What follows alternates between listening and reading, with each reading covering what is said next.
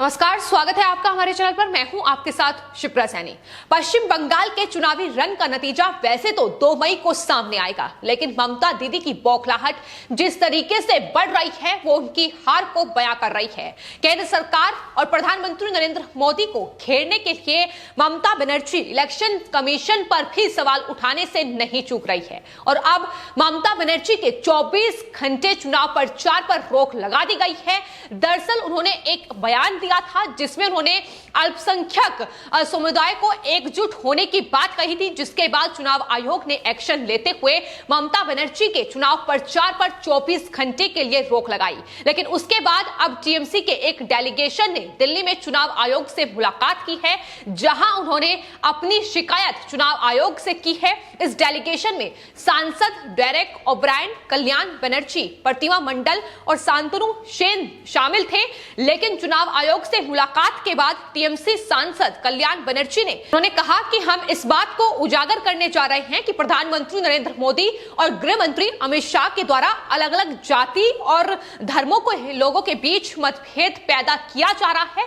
वो भड़काऊ बयान लगातार पश्चिम बंगाल में दे रहे हैं। लेकिन सवाल यह है कि आखिर पिछले 10 सालों में पश्चिम बंगाल में लोगों को बांटने का काम किसने किया है? किसने जाति और धर्म के आधार पर लोगों का बंटवारा पश्चिम बंगाल में किया है? क्यों आखिर इन चुनावों में ममता बनर्जी टीएमसी प्रमुख को हिंदुत्व होने का जो सबूत था वो देना पड़ा? तो ये तमाम सवाल हैं जो फिलहाल टीएमसी पर लगातार उठ रहे हैं। जाहिर तौर पर जिस तरीके से धर्म के आधार पर लोगों को बांटने की राजनीति लगातार पश्चिम बंगाल में ममता बनर्जी की ओर से की गई है, उसका नतीजा अब इन चुनावों में देखने को मिल रहा है। जिस तरीके से मुस्लिम तुष्टीकरण की राजनीति पश्चिम बंगाल में की गई है, अब ममता बनर्जी को अपना हिंदुत्व होने का सबूत वहां रैलियों और जनसभाओं में देना पड़ रहा है। अपनी जाति, अपना गोत्र, तमाम चीजें बतानी पड़ रही है। चंडी पाठ से लेकर मंदिर में माथा टेकना पड़ रहा है। तो ये तमाम चीजें हैं जो फिलहाल इन पश्चिम बंगाल के चुनाव में बदलाव के तौर पर देखने को मिल रही है। पश्चिम बंगाल में जब से बीजेपी की ओर से इन चुनावों का बिगुल फूंका गया है, उसके बाद से लगातार पश्चिम बंगाल में ममता बनर्जी और वहां की जनता को यह याद दिलाने की कोशिश की जा रही है कि आखिर किस तरीके से ममता बनर्जी ने पिछले 10 सालों में वहां शासन किया है, किस तरीके से कटमनी और मुस्लिम तुष्टीकरण से लेकर तमाम ऐसे मुद्दे जो लगातार पश्चिम बंगाल की जनता जिनसे बेहाल नजर आई है, अब वो बीजेपी की ओर से उठाए जा रहे हैं। जय श्री राम का नारा पश्चिम बंगाल की राजनीति में गूंज रहा है।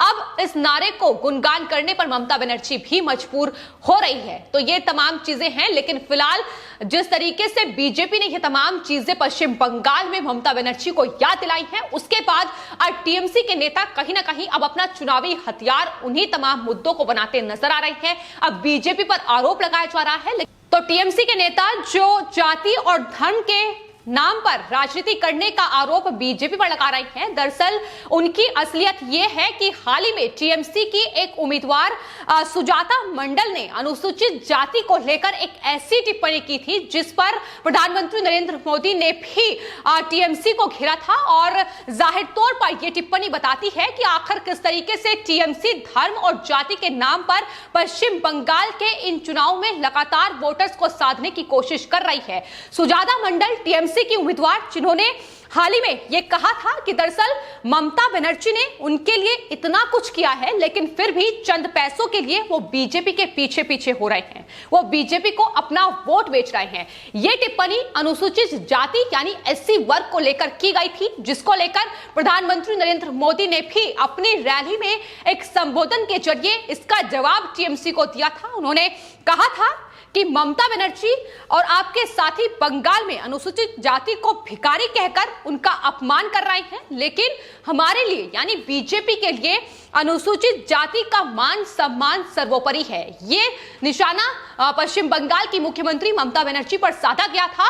तो टीएमसी के नेता जो लगातार कहीं ना कहीं बदले की भावना से बीजेपी पर अब ये झूठे आरोप मढ़ रहे हैं, असलियत अपनी जान लें और वो तमाम बयान निकाल लें जिसको लेकर न सिर्फ इस उम्मीदवार ने टिप्पणी एससी वर्ग को लेकर की है, बल्कि इससे पहले भी ममता बनर्जी की ओर से और टीएमसी के कई नेताओं की ओर से इस पूरे चुनावी कैंपेन के दौरान दौरान जाति और धर्म को लेकर ना जाने कितनी ऐसी टिप्पणियां की गई है, जिसका जवाब पश्चिम बंगाल की जनता कहीं ना कहीं इन चुनाव में ममता बनर्जी को अब देती नजर आ रही है। लेकिन हाल ही में पश्चिम बंगाल के कूच बिहार में प्रधानमंत्री नरेंद्र मोदी ने जनता को संबोधित करते हुए मुख्यमंत्री ममता बनर्जी पर तंज कसा। उन्होंने कहा कि दरअसल बंगाल में मुस्लिम वोट बैंक की राजनीति करने वालों को पूरी तरह से उन्होंने बेनकाब कर दिया है। जिन पार्टियों को सिर्फ वोट के लिए मुस्लिम वोटर्स याद आते थे, आज उन्हें प्रधानमंत्री नरेंद्र मोदी आईना दिखा रहे हैं। प्रधानमंत्री नरेंद्र मोदी ने अपने भाषण में साथ ही यह भी कहा कि ममता बनर्जी को अब खुलेआम मुस्लिमों को वोट मांगने पड़ रहे हैं, जो बताता है कि मुस्लिम वोट बैंक उनके हाथ से निकल गया है। यानी हर वर्ग, हर धर्म के लोगों को साधने की कोशिश वहां बीजेपी की ओर से की गई है। लेकिन पिछले 10 सालों में जो मुस्लिमों को साधने की कोशिश ममता बनर्जी की ओर से की गई, कहीं ना कहीं उनका ही मत ममता बनर्जी के लिए महत्वपूर्ण था। लेकिन पहली बार चुनाव में एक ऐसी पार्टी उतरी है जो हर धर्म, हर वर्ग के लोगों को एक साथ लेकर कहीं ना कहीं पश्चिम बंगाल के इस चुनावी घमासान को जीतना चाहती है। और यही बौखलाहट है टीएमसी की, जो लगातार चुनाव आयोग पर निशाने साधे जा रहे हैं। प्रधानमंत्री नरेंद्र मोदी, गृह मंत्री अमित शाह और तमाम बीजेपी के जो नेता हैं, केंद्रीय मंत्री हैं, उन्हें घेरने की कोशिश भी हर रोज की जा रही है। लेकिन तमाम तस्वीरें सामने हैं कि आखिर किस तरीके से जो ममता बनर्जी उम्मीदवारों की घोषणा करने के लिए जुमे का दिन चुनती थी, अब वही ममता बनर्जी नामांकन दाखिल करने के लिए शिवरात्रि का दिन चुन रही है। तो यही तमाम बदलाव हैं जो फिलहाल इस पश्चिम बंगाल के चुनावी घमासान में देखने को मिल रहे हैं। एक तरफ चुनाव आयोग के एक्शन से ममता बनर्जी की मुश्किलें बढ़ चुकी हैं। 24 घंटे चुनाव प्रचार पर रोक का नतीजा आखिर क्या होगा, यह नतीजों में देखने को मिलेगा। लेकिन आपको बता दें, अब ईडी ने भी पश्चिम बंगाल में एक्शन लिया है। अब टीएमसी के नेता पार्थ चटर्जी को ईडी ने नोटिस भेजा है। पार्थ चटर्जी दरअसल पश्चिम बंगाल में मंत्री भी हैं और साथ ही टीएमसी के वरिष्ठ नेता हैं, जिन्हें ईडी ने आई कोर पहुंची घोटाले में ये नोटिस भेजा है और इस नोटिस को भेजकर अगले सप्ताह तक पेश होने के लिए भी कहा गया है। तो लगातार मुश्किलें टीएमसी की बढ़ रही हैं। एक के बाद एक तमाम नेता मंत्री लगातार बीजेपी का दामन थाम रहे हैं। लेकिन जो बचे कुछ नेता हैं, किस तरीके से ईडी का शिकंजा, किस तरीके से सीबीआई का शिकंजा उन पर कसता जा रहा है, इसकी बानगी भी देखने को मिल रही है। इससे पहले अभिषेक बनर्जी पर भी सीबीआई की तलवार लटकी थी, जब सीबीआई ने उन्हें एक मामले में, घोटाले का ही मामला था, जब समन भेजा था उनकी पत्नी को और पूछताछ के उनसे की गई थी। और उसके बाद अब पार्थ चटर्जी को ईडी ने नोटिस भेजा है। एक घोटाले के सिलसिले में यह नोटिस भेजा गया है। दरअसल आपको बता दें, पार्थ चटर्जी पश्चिम बंगाल के वेहाला पश्चिम सीट से उम्मीदवार भी हैं। हालांकि उस सीट पर वोटिंग हो चुकी है, लेकिन ममता बनर्जी के बेहद करीबी नेता पार्थ चटर्जी माने जा रहे हैं। और जिस तरीके से घोटाले में नाम सामने आया है, क्या उसके तार टीएमसी के बड़े नेताओं के साथ जुड़े हुए हैं, ये भी लगातार कयास लगाए जा रहे हैं। पार्थ चटर्जी पर आरोप यह है कि वो chit fund company iCore chit fund के जो सार्वजनिक आयोजन होते थे उसमें शामिल होते थे और उन्हें कई बार इस कंपनी के कार्यक्रम में देखा भी गया है। राजनीति में आने से पहले पीएसयू एंट्री यूल में वो काम करते थे।